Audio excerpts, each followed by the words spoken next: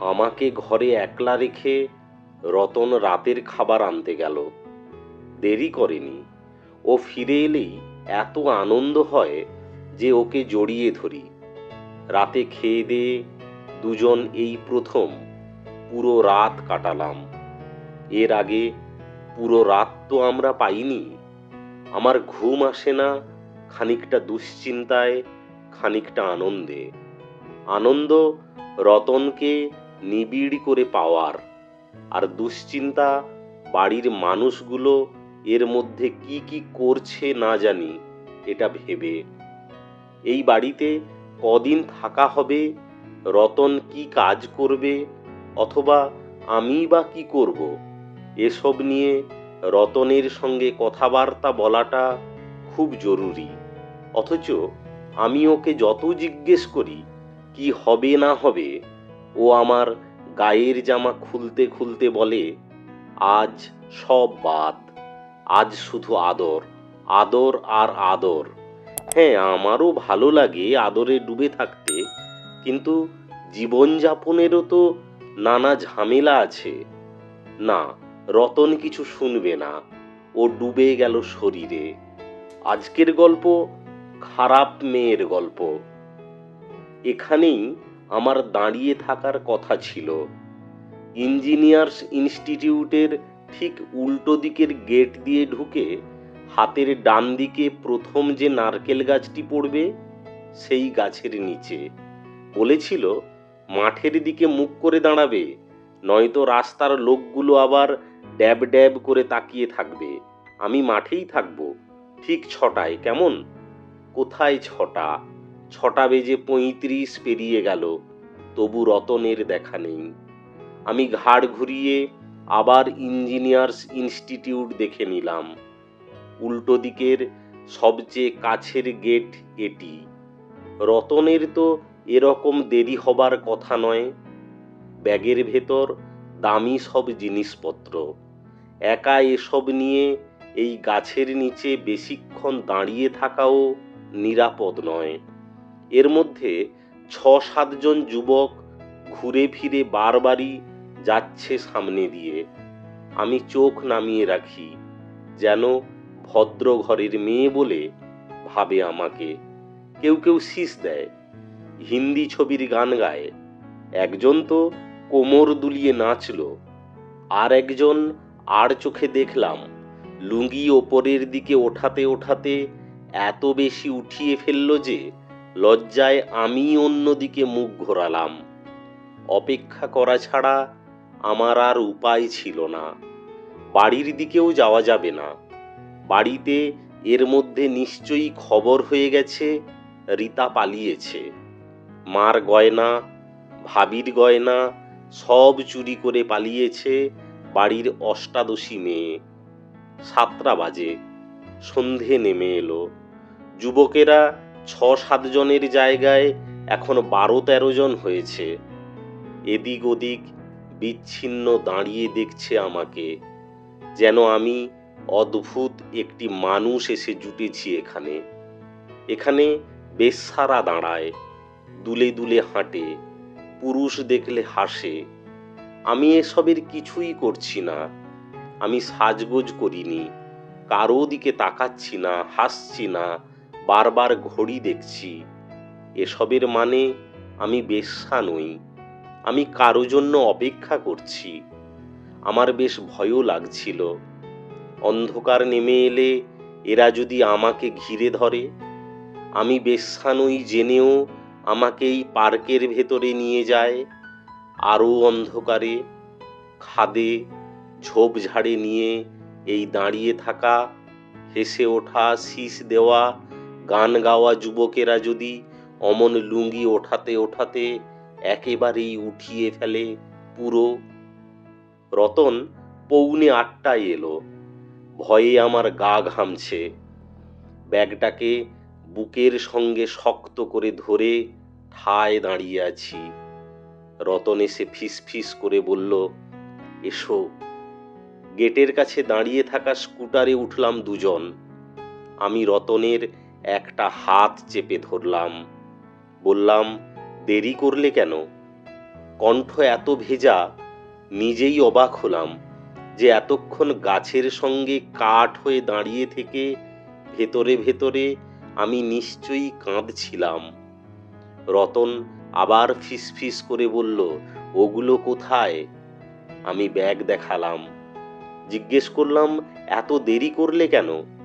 আমার কি ভীষণ ভয় লাগছিল।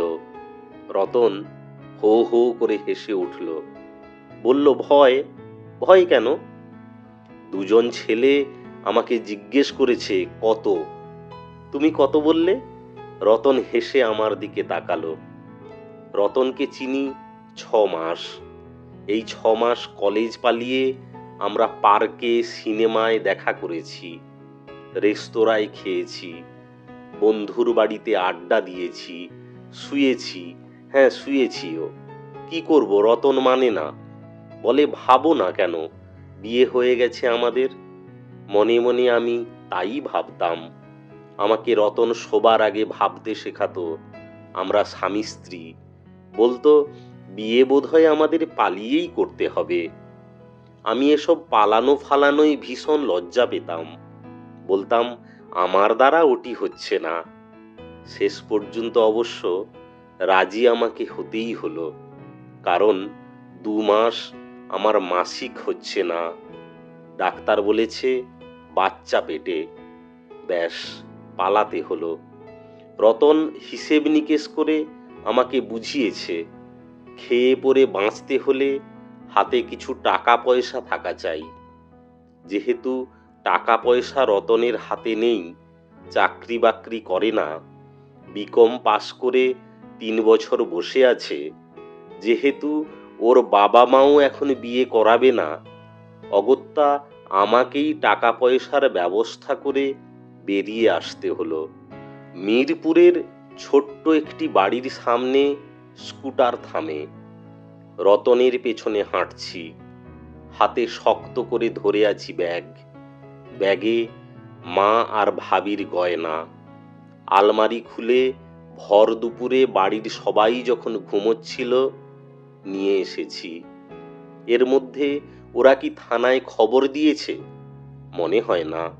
মা অন্তত এই কাজ করতে দেবে না। যত হোক নিজের মেয়ে তো। মা নিশ্চয়ই কাঁদছে। খানিকটা মায়াও হয় মার জন্য। ভাবি নিশ্চয়ই আমার নামে মাকে শুনিয়ে শুনিয়ে অকথ্য সব কথা বলবে। মা কি জবাব দেবে এসবের? এতকাল কুটকচাল করতে গেলে মা রুখে দাঁড়িয়েছে, বলেছে ছেলের ওপর আমার দাবি আছে। এই ছেলে বানের জলে ভেসে আসেনি। ছেলের বাড়িতে তার মা থাকবে, বোন থাকবে, থাকবেই তো। রতন একতলা বাড়িটির তালা খুলে ভেতরে ঢুকল। অন্ধকারে হঠাৎ গা ছমছম করে উঠল। নিজেকে বোঝালাম রতন পাশে আছে, কিসের ভয়। দেশলাই জ্বালাতে চোখে পড়ল কাঠের একটি টেবিল, টেবিলের ওপর মোমবাতি। রতন আরেক কাঠি জেলে মোমবাতি ধরালো। রতন নিশ্চয়ই এ ঘরটি ভাড়া নিয়েছে। নিজের সংসারে এই একটি টেবিল ছাড়া কিছু নেই। না থাক, ব্যাগের সোনাদানা বিক্রি করে ঘরখানা সাজিয়ে নেব। রতন আমার কত কাছের মানুষ। স্বামীর চেয়ে আপন পৃথিবীতে আর কে আছে? বাপ মা ভাই বোন সবই তো আসলে পর। আমাকে ঘরে একলা রেখে রতন রাতের খাবার আনতে গেল। দেরি করেনি। ও ফিরে এলেই এত আনন্দ হয় যে ওকে জড়িয়ে ধরি। রাতে খেয়ে দিয়ে দুজন এই প্রথম পুরো রাত কাটালাম। এর আগে পুরো রাত তো আমরা পাইনি। আমার ঘুম আসে না, খানিকটা দুশ্চিন্তায়, খানিকটা আনন্দে। আনন্দ রতনকে নিবিড় করে পাওয়ার, আর দুশ্চিন্তা বাড়ির মানুষগুলো এর মধ্যে কি কি করছে না জানি ভেবে। এই বাড়িতে কদিন থাকা হবে, রতন কি কাজ করবে, অথবা আমিই বা কি করব, এসব নিয়ে রতনের সঙ্গে কথাবার্তা বলাটা খুব জরুরি। অথচ আমি ওকে যত জিজ্ঞেস করি কি হবে না হবে, ও আমার গায়ের জামা খুলতে খুলতে বলে, আজ সব বাদ, আজ শুধু আদর, আদর আর আদর। হ্যাঁ, আমারও ভালো লাগে আদরে ডুবে থাকতে, কিন্তু জীবনযাপনেরও তো নানা ঝামেলা আছে। না, রতন কিছু শুনবে না, ও ডুবে গেল শরীরে। অনেকটা রাত অবধি আমার জেগে থাকার দিকে তাকিয়ে বারবারই বলল, ঘুমোও তো, না ঘুমোলে শরীর খারাপ করবে। তুমি চাকরির চেষ্টা করবে কবে থেকে? কাল থেকে। এই ঘর কি ভাড়া নিলে? হ্যাঁ। ঘর গুছোতে হবে না? হুম। কবে গুছোবো? কাল। কিছু জিনিসপাতি তো আনতে হবে। আপাতত বিছানার তোশক, বালিশ, মশারি আর থালা বাসন, চুলো, তাই না? কবে কিনবে? কাল। ভাইজান যদি আমাকে খুঁজতে বেরোয়, পাবে? আরে না, তোমাদের বাড়িতেই বরং উঠলে পারতে। তোমার মা বাবাকে ঘটনাটা জানাও। কবে জানাবে গো? কাল। আচ্ছা, বিয়েটা আমাদের কবে হবে? কাল। বলতে বলতে রতন নাক ডাকলো, আর আমি একটি সংসারের স্বপ্নে বিভোর হয়ে নিদ্রাহীন পার করলাম রাত। ভোরের দিকে ঘুম নামলো চোখে। ঘুম ভাঙল, জানালা গলে রোদ এসে চোখ তাতালো। তারপর উঠে দেখি রতন উঠে গেছে আগেই। কি লজ্জা! বউ ঘুমোচ্ছে আর স্বামী উঠেছে। নিশ্চয়ই মুখ ধুচ্ছে কোথাও। মাঠে একটা টিউবওয়েলের মতো চোখে পড়েছে রাতে, নাকি নাস্তা আনতেই গেল। ভাবতে ভাবতে চুল আঁচড়াবো, চিরুনি নিতে গিয়ে ব্যাগ খুলে দেখি ব্যাগে গয়নাগুলো নেই। সব আছে, আমাদের এতদিনকার লেখা চিঠি, ডাক্তারের কাগজ, চিরুনি, কলম, মুখের ক্রিম, সবই ঠিকঠাক আছে। আচ্ছা, রতন কি এগুলো বিক্রি করে ঘরের জিনিসপত্র কিনে আমাকে চমকে দেবে? আমার একবার ভালোও লাগে, আরেকবার কষ্টও হয়। কেন না জানিয়ে নিয়ে যাবে ছেলে? সকাল পেরিয়ে দুপুর, আর দুপুর গড়িয়ে সন্ধে হয়। রতন ফেরেনি। বিকেলে 4-5 জন ছেলে দরজা ঠেলে ঢুকলো। ঢুকে আমাকে দেখে অবাক। বলল, তুমি কে? এখানে কেন? আমি বললাম, এটা তো আমার ঘর, তোমরা কে? আমরা বলে 4-5 জন তুমুল হেসে উঠল। বলল, বাইরে সাইনবোর্ডে কি লেখা দেখে এসো। লেখাপড়া জানো নিশ্চয়ই। সাইনবোর্ড? বেশ একটু অবাক হয়ে বাইরে গিয়ে দেখি ঘরের ওপর সাইনবোর্ডে বড় বড় অক্ষরে লেখা, নবারুণ যুব সংঘ। এর মধ্যে ওদের বয়সের একটি ছেলে মাথায় করে একটি ক্যারাম বোর্ড নিয়ে ঢুকলো। আমার আর ঘরে ঢুকতে ইচ্ছে করেনি, বাইরেই দাঁড়িয়ে রইলাম। ওদের জিজ্ঞেস করলাম, রতনকে চেনো? ওরা জিজ্ঞেস করলো, কোন পাড়ার? আমি জানি না রতন কোন পাড়ার। কল্যাণপুরে বাড়ি বলেছিল। সিটি কলেজে পড়তো, ব্যাস এটুকুই জানি। ঘুরে বেড়ায়, গান গায়, মাঝে মধ্যে কবিতাও বলে। ওর বাবা উকিল। না, রতনকে ওরা কেউ চেনে না। আমি কি অপেক্ষা করব? সন্ধে নামতে থাকে। আমার আর অপেক্ষা করা কি মানায়? খিদে পেট জ্বলে যায়। কেউ তো ভিক্ষেও দেবে না। ফিরে যাব বাড়িতে। ভাবি বলবে চোর, ভাই বলবে, মাও বোধহয় মনে মনে বলবে। তাদের সামনে কি মুখে দাঁড়াবো এখন? আমি আমার কাছেই খুব অবাক লাগে। বাড়ি যাচ্ছি না। বাড়িতে প্রথমে মারধর করলেও পরে তো এক সময় ক্ষমাই করে দেবে। তবু লজ্জার অপমানে মুখ তুলতে পারছি না। তার ওপর পেটের মধ্যেও তো উটকো আরেক ঝামেলা। অনেক অনুরোধের পর রাস্তার একটি ছেলের স্কুটারে চেপে ইঞ্জিনিয়ার্স ইনস্টিটিউটের সামনে এলাম। মনে মনে রতনকেই খুঁজছিলাম কিনা কে জানে।